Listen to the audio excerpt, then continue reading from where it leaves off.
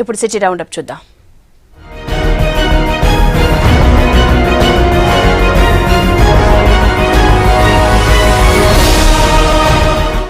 Dundigal outer ring road growth corridor ను assembly public undertaking committee పరిశీలించింది. Ring రోడ్డుకు సమీపంలోని సారెగూడెం దగ్గర రోడ్ల నాణ్యతను పరీక్షించింది.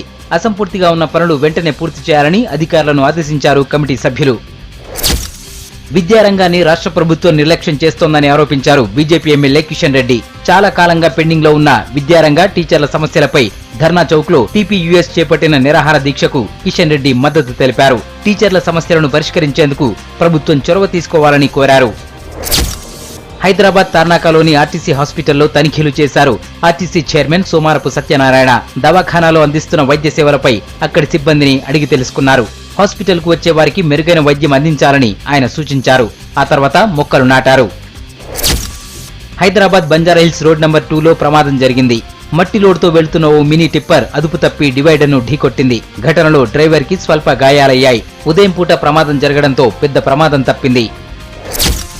కూకట్పల్లిలో ఎమ్మెల్యే మాధవరం కృష్ణారావు నియోజకవర్గంలో ఆకస్మిక తనిఖీలు చేపట్టారు. ఏరియాలోని రోడ్ల దుస్థితి, ట్రాఫిక్ సమస్యపై ఫిర్యాదులు అందడంతో అధికారులను వెంటబెట్టుకుని కాలనీలో పర్యటించారు. రోడ్ల రిపేర్లు చేపట్టాలని అధికారులకు ఆదేశించారు. ఫిర్జాదిగూడలో రాష్ట్ర స్థాయి అండర్-15 క్రికెట్ ఫైనల్ మ్యాచ్ గ్రాండ్ గా జరిగింది. హైదరాబాద్, మహబూబ్ నగర్ జట్ల మధ్య జరిగిన మ్యాచ్ లో హైదరాబాద్ టీం 8 వికెట్ల తేడాతో విజయం సాధించింది.